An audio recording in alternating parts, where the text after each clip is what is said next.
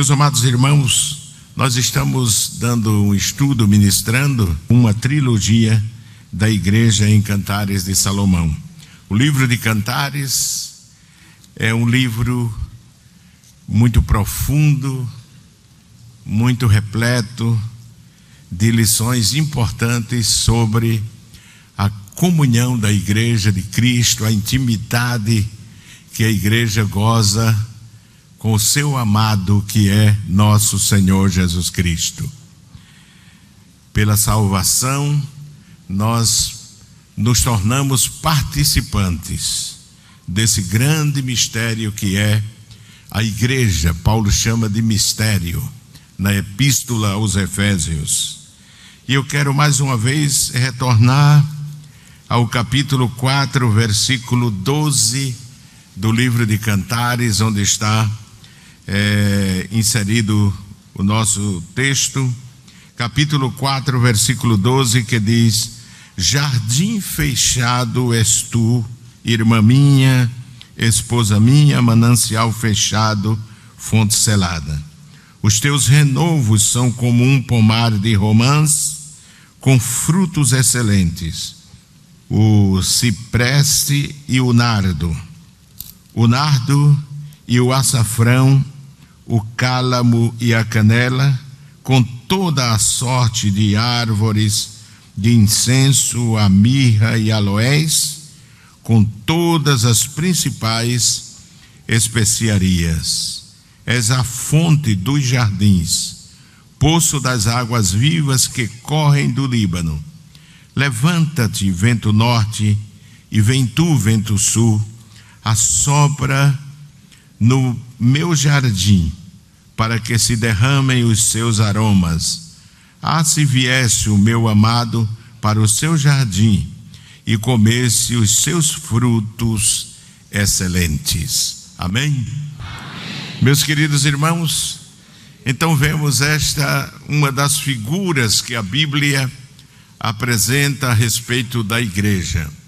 Quando lemos as Escrituras, vamos nos deparar com muitas figuras, com muito simbolismo, uma verdadeira tipologia a respeito da igreja, e nós entendemos que quando o Espírito Santo usou e inspirou os autores, ele quis revelar na sua plenitude o caráter, as características da igreja de nosso Senhor Jesus Cristo. Ora, vamos encontrar a igreja como um rebanho, outra vez como um edifício que vai sendo edificado, outra vez como a família de Deus, em outros textos como Israel de Deus. Enfim, há muitas figuras como a noiva, não é isso? Da igreja de nosso Senhor Jesus Cristo. E de cada simbolismo desse, nós podemos tirar lições para a edificação da nossa vida espiritual e para melhor compreender a função da igreja de nosso Senhor Jesus Cristo aqui neste mundo. E o capítulo 4, o versículo 12, todos sabemos que aqui faz menção a um jardim, a igreja como jardim, e fala de toda uma privacidade do amado com a amada. O jardim é dele, e a Bíblia revela aqui como um jardim fechado, e que só ele tem acesso a este jardim. Amém, meus irmãos? Para sentir o aroma agradável e para recolher o incenso, a mirra e também os frutos. É um texto muito rico porque revela não só o incenso, o perfume que a igreja, não é isso, exala, mas também os frutos que ela produz aqui neste mundo. Todos sabemos que um jardim não pode ser encontrado no meio de uma floresta, num campo onde há apenas plantas silvestres. A figura da igreja como jardim dá a mesma características que a torna uma instituição diferente de todas as instituições deste mundo. Não há instituição criada pelos homens que se compare à igreja de nosso Senhor Jesus Cristo. Um jardim não surgiu por si, não é isso? Não surge por si só. É plantado, amém, meus irmãos? Um jardim é plantado. Na criação original, nós vemos que todas as coisas na natureza surgiram pela palavra da autoridade de Deus, mas vemos que no capítulo 1, no capítulo 2, versículo 1 ao 7, quando Deus ordena que apareça, que surja pela autoridade da sua palavra, e manda que aquelas árvores sejam frutíferas, produzam frutos, produzam sementes. Mas quando se menciona o jardim, a linguagem da palavra de Deus muda totalmente, porque assim como Deus criou o homem e a mulher, nós percebemos que ele dá uma atenção especial ao jardim. No capítulo 2, vamos ler no livro do Gênesis, versículo 7 e o versículo 8, nós lemos assim: e formou o Senhor Deus o homem do pó da terra e soprou em seus narizes o fôlego da vida, e o homem foi feito alma vivente. E diz o versículo 8: e plantou o Senhor Deus um jardim, aonde? No Éden, da banda do Oriente, e pôs ali o homem que tinha formado. O Senhor Deus fez brotar da terra toda árvore agradável à vista e boa para a comida, e a árvore da vida no meio do jardim, e a árvore da ciência do bem e do mal. E fez que saísse daquele jardim 4 rios, não é? Que tem um simbolismo também. Nós já tivemos a oportunidade aqui de falar do significado de cada rio desse, que é o rio Pison, o Avilá e outros rios permeados de pedras preciosas. De forma que Deus refere-se desta forma, quando Deus toma, na Bíblia há muitas figuras onde o Senhor toma o jardim como um símbolo da igreja, do crente. Fala de um jardim regado no livro dos profetas Isaías, Jeremias. O crente é citado como um jardim regado, um jardim cuidado. Glorificado seja o nome do Senhor. O próprio povo de Deus, quando vivia em obediência a Israel, Deus faz menção no capítulo 5, eu não vou ler porque já em outra oportunidade li, capítulo 5 e versículo 1 em diante de Isaías, faz menção a uma videira que ele trouxe, não é isso, do Egito, e plantou em um lugar fértil, em um lugar que tinha toda a possibilidade de gerar frutos, mas foi decepcionante quando ele foi colher os frutos, viu somente frutos silvestres. Um jardim primeiro eu disse que todo jardim tem o dono, ou seja, foi plantado. Em segundo lugar, o jardim deve ser cuidado de forma responsável. As flores, tudo aquilo que você planta em um jardim, cuidado, é regado com dedicação. Quantas vezes vemos donas de casa, não é, toda manhã, e é interessante que uma irmã me disse que falava com as flores, não é? Eu não sei o que as flores respondem, mas ela dizia que tinha tanto carinho, não é? Mas cuidam com tanto afeto, com tanto amor, como quem está cuidando de uma criança, não é? E não é diferente o jardim, Gênesis capítulo 2, o mesmo capítulo que nós lemos, versículo 15 e 16. Diz: e tomou o Senhor Deus o homem e fez o quê? E fez o quê? E o pôs no jardim do Éden para quê? Para o lavrar e o guardar. E ordenou o Senhor Deus ao homem, dizendo: de toda a árvore do jardim comerás livremente. Então vemos que desde o início o jardim deve ser bem cuidado. Amém, meus irmãos? Deve ser regado, deve ser podado. E nós vemos tudo isso na experiência da igreja, na caminhada da igreja. Por isso Deus tem um cuidado especial. Quando nós lemos o capítulo 15 de João, nós vemos o dono podando, amém, meus irmãos? Podando, para que dê mais fruto. Nós vemos que o jardim como a igreja, ou a igreja como jardim, tem que ter alguém que cuide. Quem diz amém, irmãos? Alguém que cuide.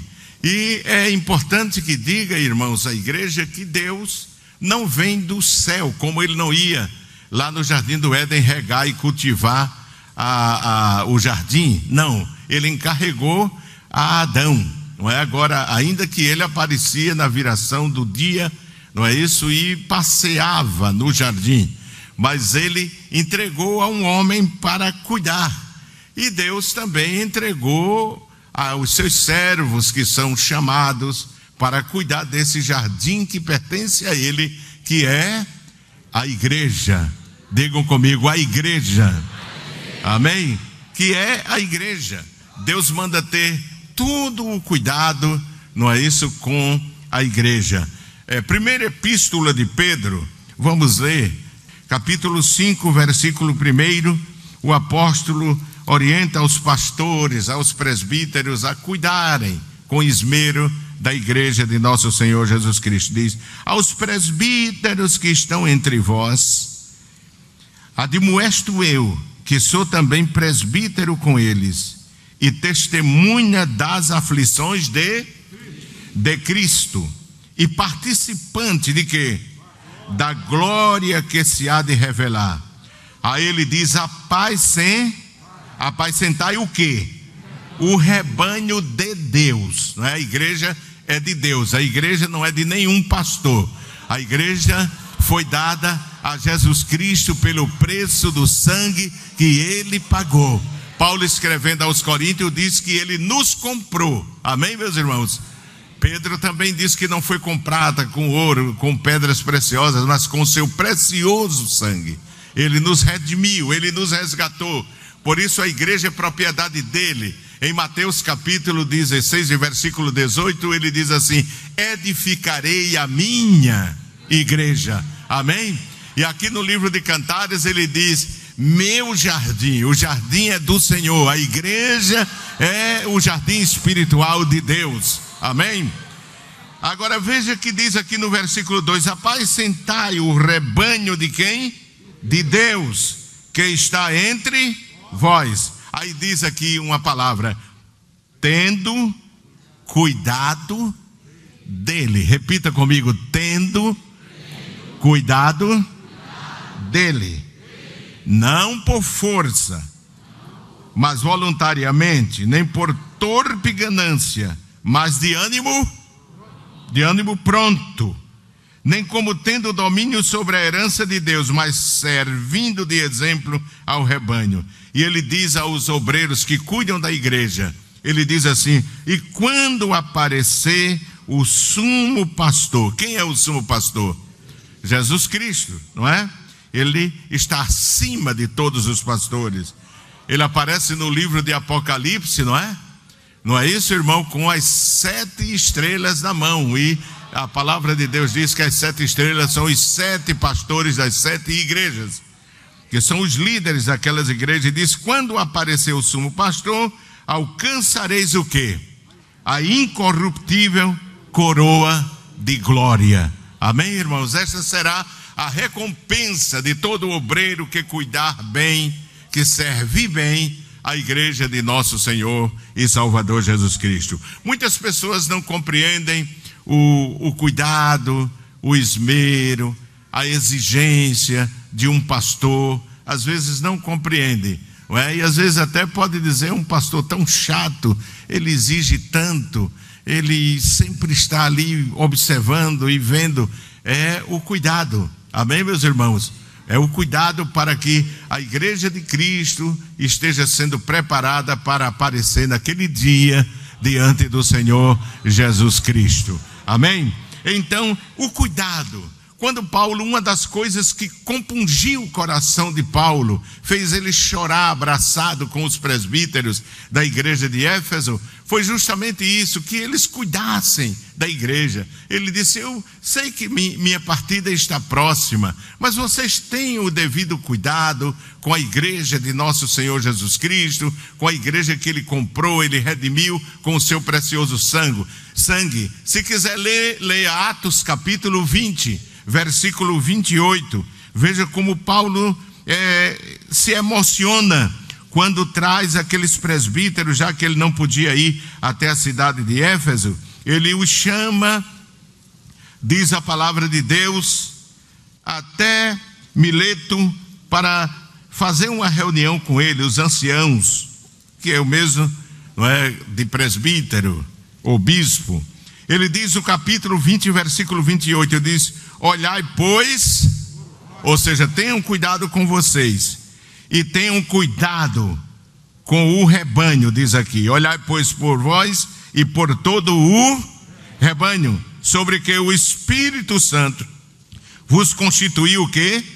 Bispo. É o Espírito Santo. Se um homem for verdadeiramente chamado por Deus, e ele for constituído, não é isso, como líder, como pastor, como presbítero da igreja, o apóstolo Paulo está dizendo que o Espírito Santo o constitui.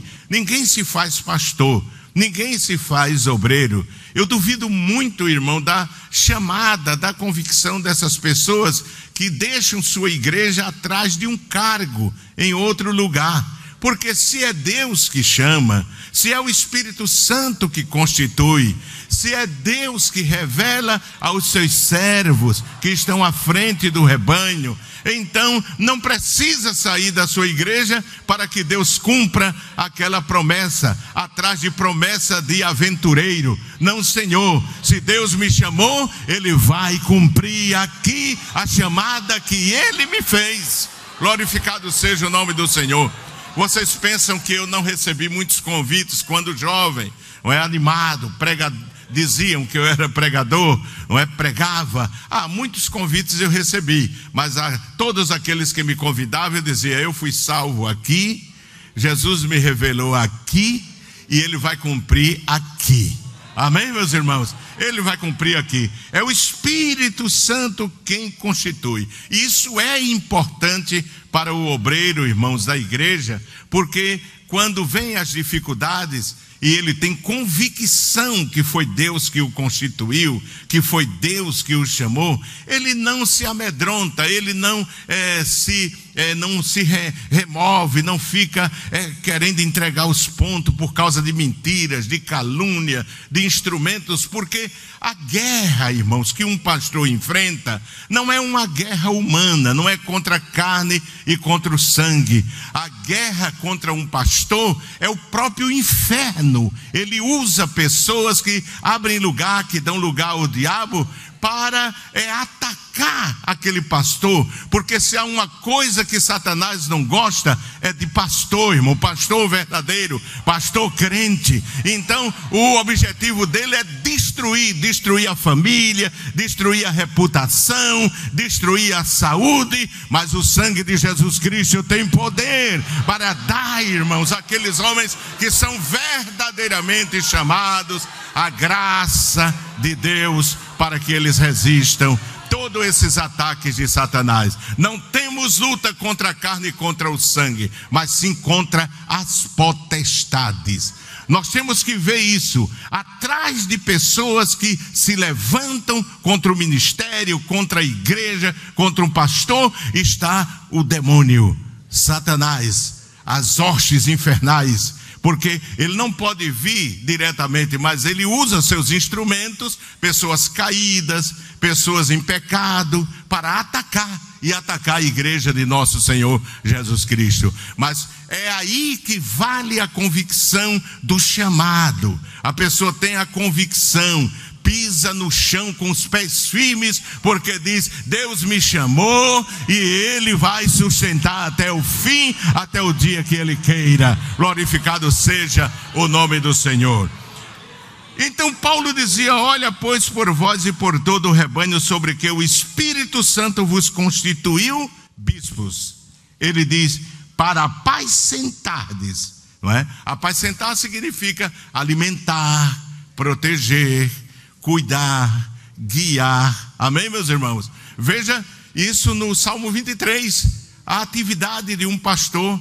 Veja isso na história de Jacó, protegendo à noite das geadas, de dia do sol, tendo cuidado para que não abortassem, não é isso? Não fossem roubadas, não se acidentassem. Então, é o cuidado que o verdadeiro pastor deve ter. Então, isso se chama apacentar. Essa palavra aglutina todas essas atividades que um pastor exerce no ministério. Aí diz: olhai, pois, por vós e por todo o rebanho, sobre que o Espírito Santo vos constituiu bispo, para apacentardes a igreja de Deus, que ele resgatou com o seu próprio sangue. Porque eu sei isto. Veja o cuidado, porque o ministério deve ter o cuidado, e o cuidado que o ministério tem, de às vezes aparece um aventureiro, vai na sua casa prometendo consagração, querendo premiar, e engana muitos crentes, não é? Pensando que aquilo é tudo. Chamada não é tudo, não, irmão. O que vale é a comunhão com Deus. Todos os cargos vão ficar aqui. Quando eu for arrebatado ou eu partir para a eternidade, eu não vou subir como pastor presidente, não. Eu vou subir como salvo e remido pelo sangue de nosso Senhor Jesus Cristo. Glorificado seja o nome do Senhor. Então, os cargos, as funções ficam aqui tudo. Ninguém vai aparecer lá com cargo e com função, não é? Mas veja que ele diz: porque, presbíteros, eu sei isto, que depois da minha partida entrarão no meio de vós lobos cruéis, às vezes até vestido de ovelhas, não é? E a igreja, aqueles crentes que não têm o discernimento de, mas que homem de Deus, ele sabe um bocado de versículo na cabeça, irmão. Hoje há uma tendência a quem sabe, memoriza a Bíblia, dizer que é homem de Deus. Homem de Deus não se conhece pela memorização de versículo. O homem de Deus se conhece pela obediência à palavra. Amém? A obediência à palavra. Não é pela quantidade, não é isso? E pela teologia. Meu Deus, impressiona. E porque vê anjo, porque não sei o quê. Tem umas pessoas que basta pregar 5 minutos, já está profetizando, já está vendo anjo. Cuidado com esse tipo de gente, que às vezes essas profecias e essas revelações de anjo é para cobrir o que está por trás, irmão. É para cobrir o que está por trás. Viu? E nós precisamos, nós não somos criança, não. Nós somos o povo de Deus, ensinado, guiados pela verdade. Glorificado seja o nome do Senhor. Aí diz: porque às vezes você vê e diz assim: meu Deus, isso impressiona. Mas vai saber como ele vive, onde mora, como ele vive com a família, como ele trata as moças da igreja, como ele compra e se paga, e vai por aí, irmão. Uma série de fatores, não é? Que a gente às vezes vê que não é aquilo que mostra. Nem tudo que brilha é ouro, não é verdade? Então, diz aqui: porque eu sei isto, que depois da minha partida entrarão no meio de vós, no meio da igreja, lobos cruéis. Esses vêm de fora, não é? Esses vêm de fora, lobos cruéis, que não perdoarão o rebanho, ou seja, não terão pena do rebanho. Não terão pena do rebanho. Eu participei uma vez de uma reunião fora aqui do estado, e estava um grupo de homens brigando por causa de posição, e um disse assim: eu ficando com o patrimônio, ele pode levar o povo. Eu digo: sangue de Cristo. Para mim, para um pastor, o que vale mais são as ovelhas. Templo fica, irmão. Salão fica. Amém, meus irmãos? O que vale o verdadeiro pastor, porque é lobo. E o lobo não quer saber quanto custa, porque lobo não gera ovelha, irmão. Não, Senhor, lobo não gera. Não, Senhor. Ele vai atrás das ovelhas dos outros, vai fazer a visita, e principalmente daqueles que têm dinheiro, viu? Porque eles vão atrás. Foi empresário, é uma doença, vai atrás para adquirir dinheiro. Mas, meus amados irmãos, o apóstolo diz aqui: porque eu sei isto, que depois da minha partida entrarão no meio de vós lobos cruéis, que não perdoarão o rebanho. Mas também tem outra coisa que é pior ainda. Ele diz aqui: e que dentre vós mesmos se levantarão homens que falarão coisas perversas para atraírem os discípulos após si. Quer dizer, o que trabalha fazendo discípulo para si. A igreja precisa estar atenta. Aquele obreiro, ele faz discípulo para si ou para Cristo? O que faz discípulo para si, ele passa a mão em tudo. O que faz discípulo para Cristo, ele é austero na doutrina, ele guia pela palavra, ele guia pela sã doutrina, porque ele quer que aquelas ovelhas de Cristo cheguem no céu, irmãos, cheguem na presença de Deus. Mas o lobo não interessa. Aí diz: portanto, vigiai, lembrando-vos de que durante 3 anos não cessei noite e dia de admoestar com lágrimas a cada um de vós. Imagine Paulo chorando, não é? Ensinando, exortando a igreja, o jardim de Deus, cuidando, não é? Com lágrimas. Aquele homem compungido pela responsabilidade. Eu já li outra vez aqui em uma das oportunidades, 2 aos Coríntios, capítulo 11 de 2 aos Coríntios. Veja o versículo 28, 11 e 28. Paulo diz assim: além das coisas exteriores, me oprime cada dia o quê? O cuidado de todas as igrejas. Quanta luta Paulo teve. Quando você lê a epístola aos Gálatas, você vai ver o sofrimento de Paulo com aqueles mestres judaizantes que levavam outro evangelho e procurava desqualificar o ministério de Paulo. Quando você lê a segunda, Paulo, às vezes eu penso que ele, na primeira epístola aos Coríntios, ele gasta o tempo corrigindo a doutrina sobre o casamento, sobre os dons, enfim, sobre a santidade na igreja, não é? Quando a gente lê a segunda epístola, Paulo se preocupa muito em mostrar à igreja o sofrimento dele com falsos obreiros, com falsos irmãos, com pessoas que traíam a ele, a fome que ele passou. Quando diz que ele passou em jejum muitos dias. Já vi um eminente mestre das Escrituras dizer que no original aquilo ali não foi jejum pedindo a Deus vitória, era fome mesmo, até fome, nudez ele passou por causa da igreja, mas ele sofria tudo aquilo, não é isso? Porque ele amava a igreja. E ele diz: além das preocupações exteriores, ele também tinha essa preocupação. Então, um jardim foi plantado. Um jardim é cuidado de forma responsável. Em terceiro lugar, um jardim tem dono. Quem diz amém, irmãos? Quem é o dono? Quem planta. Amém, irmãos? Quem planta. Não é isso? E Deus usa homens também, é claro. Paulo disse assim: eu plantei, como apóstolo, que tinha a deixa do ministério para levar o evangelho e estabelecer igrejas e estabelecer os irmãos na fé, porque ele não só fundava a igreja, essa é a função de um apóstolo, não é? O termo que no original significa missionário, trabalho do missionário, fundar igrejas e estabelecer a fé dos irmãos que ele gerou. Aqui nós vemos que o jardim, que é a igreja, tem um dono. Ele mesmo planta. Nós mostramos no capítulo 2 e versículo 8 de Gênesis, ele plantando. Ele entrega a homens para cuidar, é verdade, mas é ele quem planta. Quem diz amém, meus irmãos? É ele quem planta. Ele entrega, claro, ele não vai descer do céu aqui para dirigir a igreja, mas ele vai levantando homens, vai revelando aos pastores que estão, aqueles que vão sendo levantados, revelados para fazer cargo à função da igreja, não é? A direção da igreja.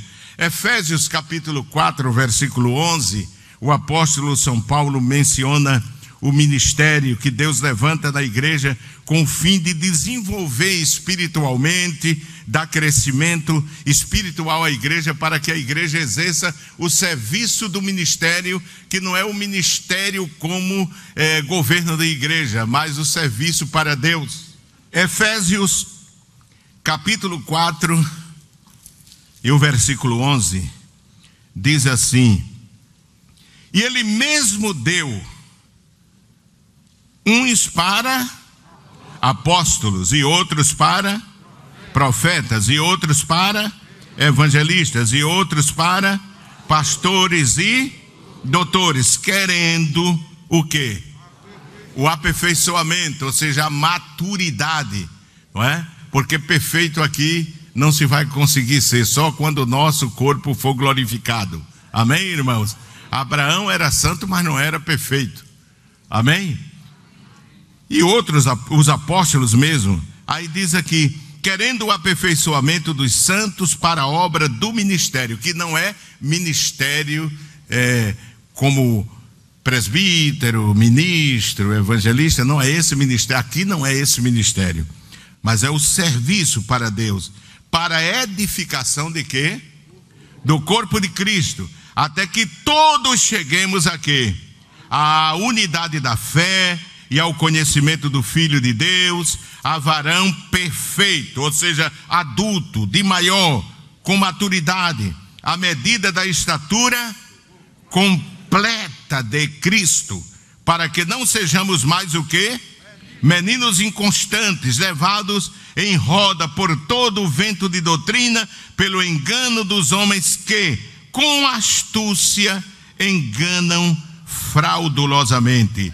Antes, seguindo a verdade em caridade, cresçamos em tudo naquele que é a cabeça. Então Deus chama, não é? E dá à igreja homens que exercem esses ministérios, que é apóstolo.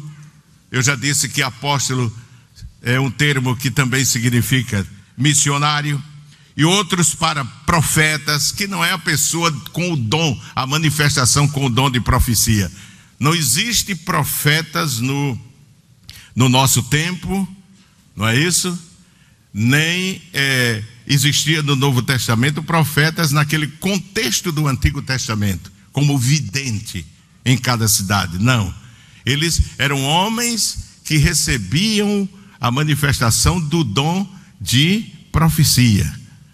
O profeta aqui não é quem tem o dom de profecia dado pelo Espírito Santo, inserido lá no capítulo 14, não é isso? 12 a 14 de Coríntios. Aqui é o ministério. Aqui não são manifestações do Espírito Santo, não, Senhor, como dons espirituais. Não, aqui é o ministério. Aquele que muitas vezes possui esse ministério e Deus o usa em palavras proféticas que se cumprem, que se realizam conforme a palavra que Deus dá e a revelação que Deus dá, que pode ser interrompida em plena pregação. A pessoa parar e Deus usar ele numa revelação e aquilo se realizar e se cumprir. Não é essas histórias de adivinhação. Tem gente que já parece cigano na igreja, fica adivinhando o futuro dos outros. Você que está de amarelo, Deus manda dizer que você vai virar um girimum. Você que é verde vai virar um quiabo. Não, irmão, não é essas brincadeiras que a gente vê pelo púlpito aí, não. É revelação do Espírito, revelação de Deus mesmo, que se cumpre. Amém, irmão? Que se cumpre, que se cumpre. Não é só invenção, não é invenção, quero dizer. Então, Deus chama homens, como nós vimos, os presbíteros, não é isso? Para cuidar da igreja de nosso Senhor Jesus Cristo. Não significa isso, não é? De forma que nós somos, ou seja, Deus chama homens para cuidar, quero dizer, da igreja de nosso Senhor Jesus Cristo. Quem diz amém, irmãos? O dono vem para sentir, ele visita a sua igreja, amém, irmãos? Como o dono do jardim visitava o jardim. Veja Cantares capítulo 4, Cantares capítulo 4, versículo 16. Cantares, assim como ele fazia no Éden, ele vinha na viração do dia, conversava com o homem, não é? Quem sabe procurava ver como Adão estava cuidando do jardim que ele havia encomendado a ele. Capítulo 4, versículo 16, diz assim: levanta-te, vento norte, vem tu, vento sul, assopra no meu jardim, para que se derrame os seus aromas. Ah, se viesse o meu amado para o seu e comesse os seus frutos excelentes. Aí no capítulo 5, diz assim: já vim para onde? Para o meu jardim, irmã minha. O amado, não é? Já vim para o meu jardim, irmã minha, minha esposa. Colhi minha mirra com a minha especiaria, comi o meu favo com o meu mel, bebi o meu vinho com o meu leite.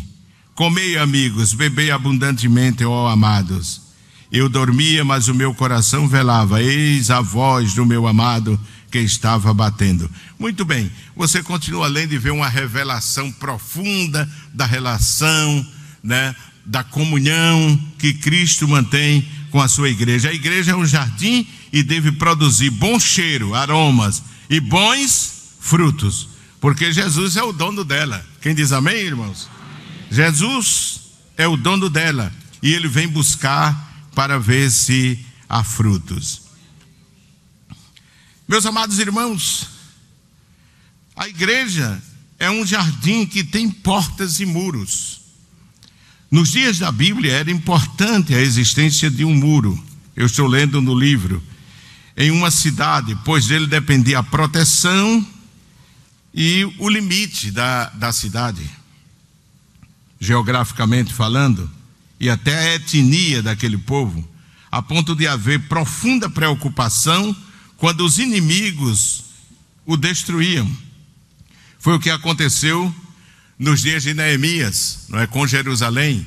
Você sabe que os babilônios cercaram a cidade até que conseguiram penetrar na cidade, e nos diz a palavra de Deus que conseguiram tomar a cidade e destruir o templo, queimar as portas, destruir os muros da cidade.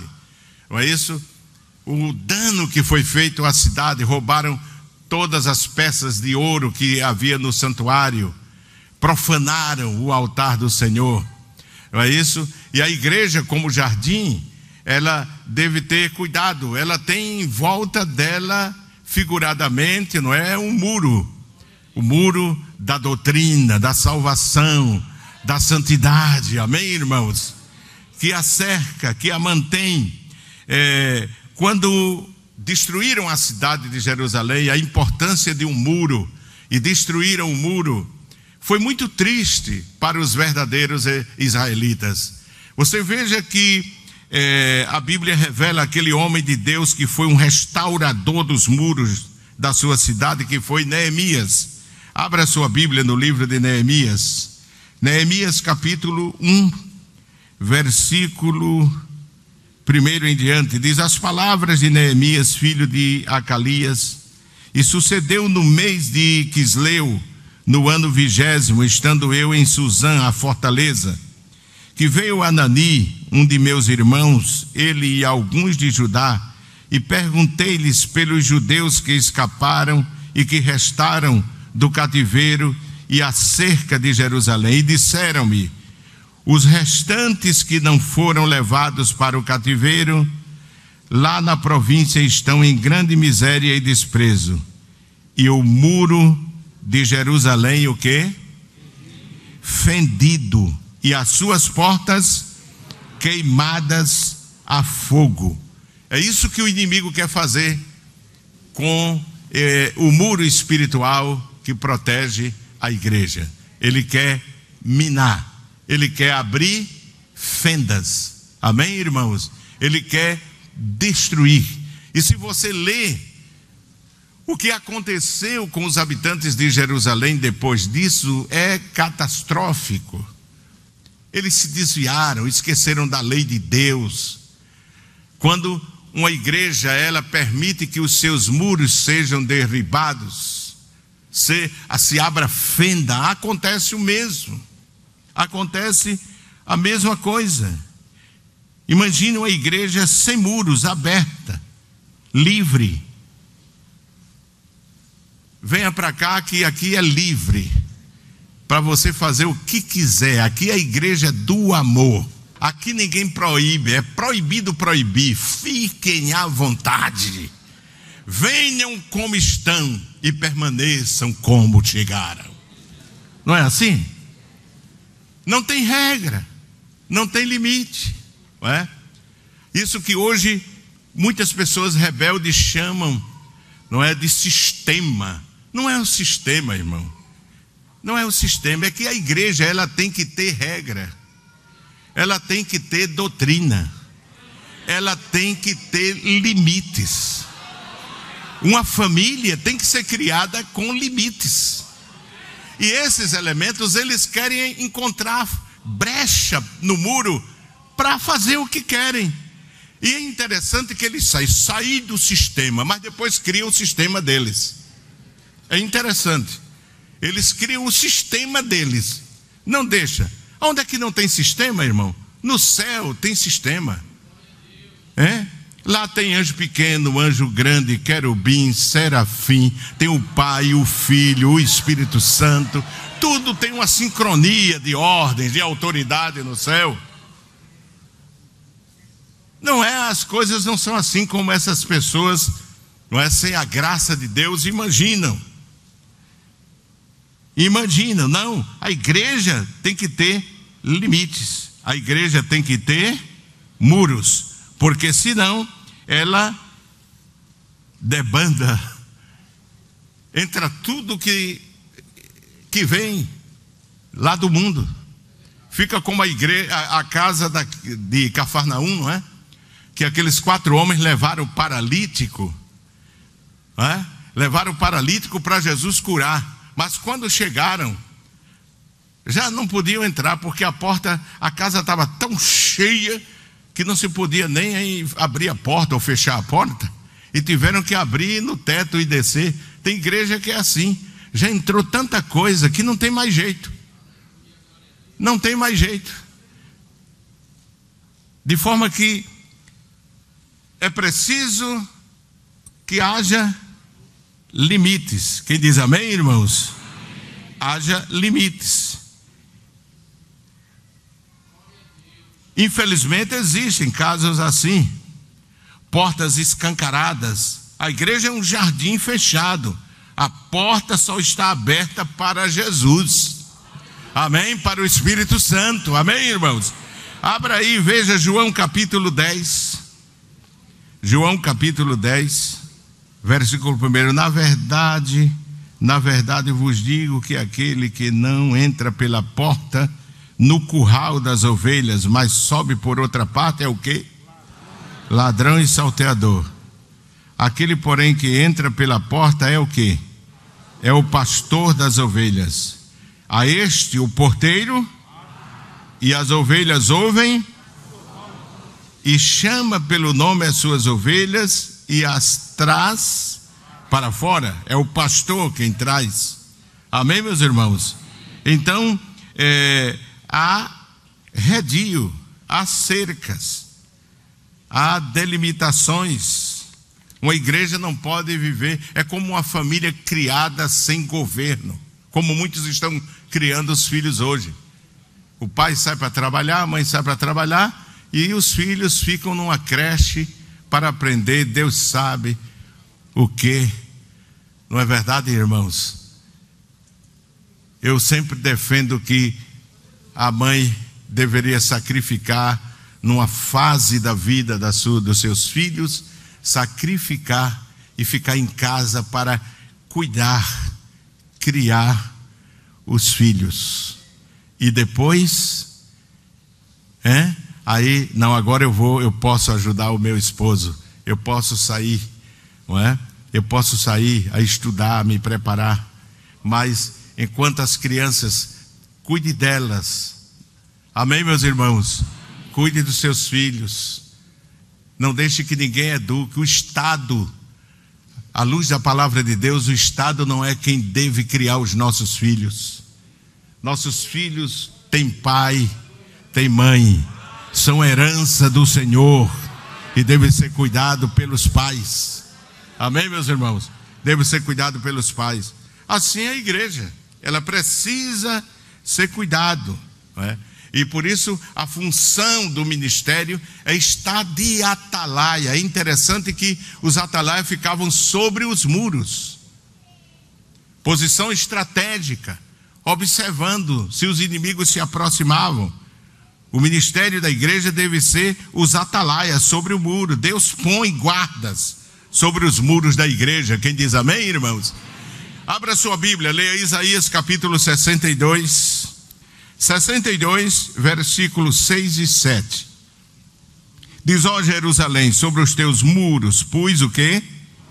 Guardas, que todo dia e toda noite, se não, ó vós que fazeis menção do Senhor, não haja o quê?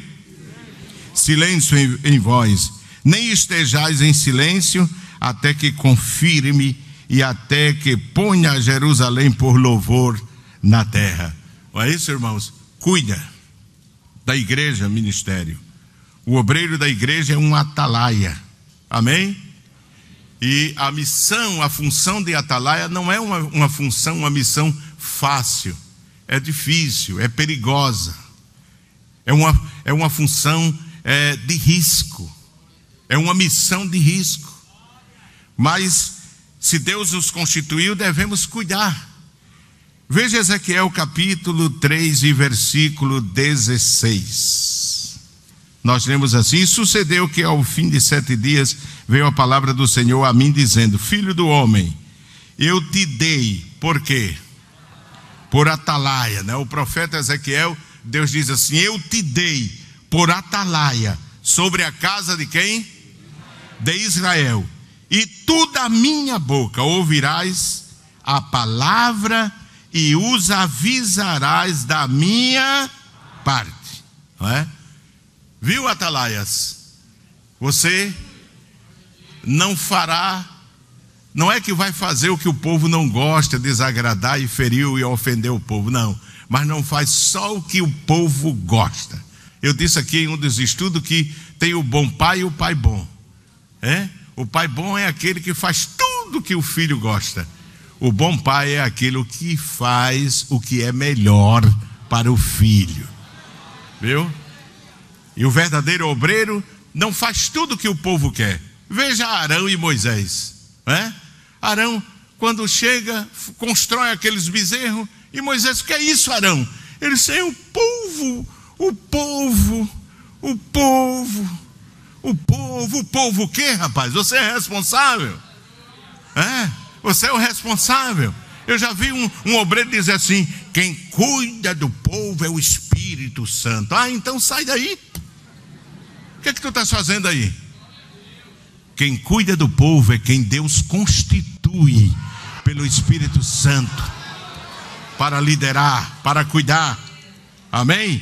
E aqui Deus diz a Ezequiel: eu lhe constituí. Amém, irmãos? E às vezes é uma missão difícil, porque não foi nada fácil para Ezequiel.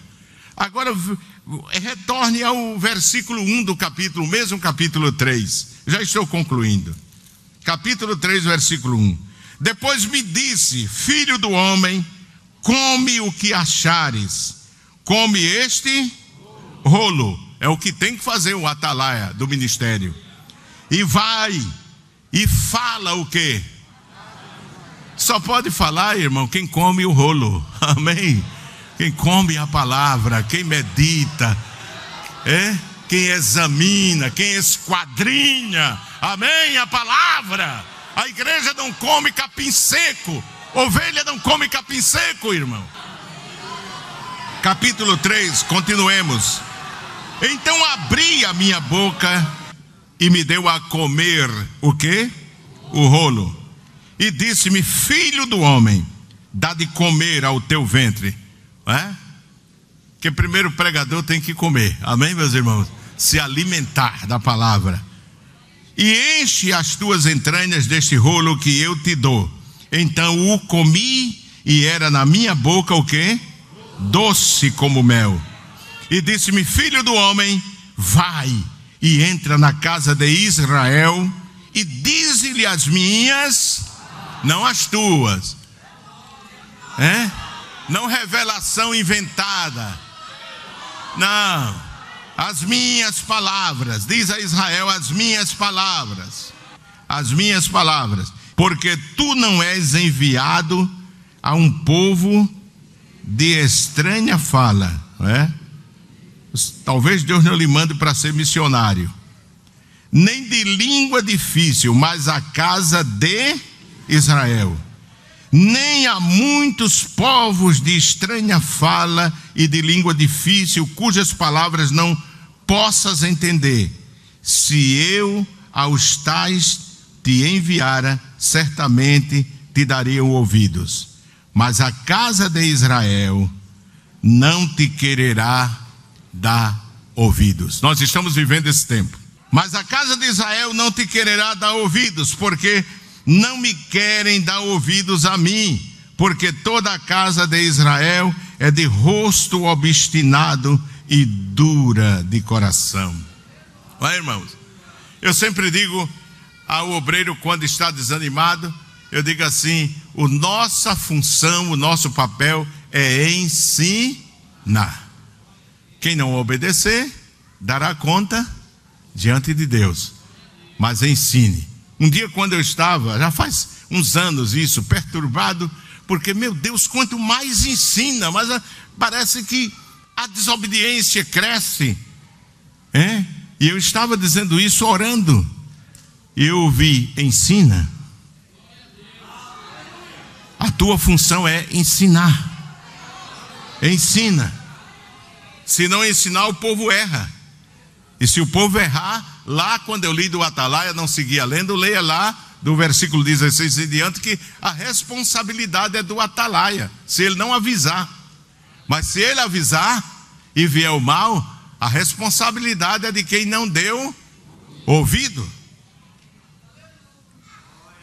Mas a casa de Israel, como ele disse, o versículo 8 diz assim: e eis que fiz duro o teu rosto contra o seu rosto, e forte a tua fronte contra a sua fronte.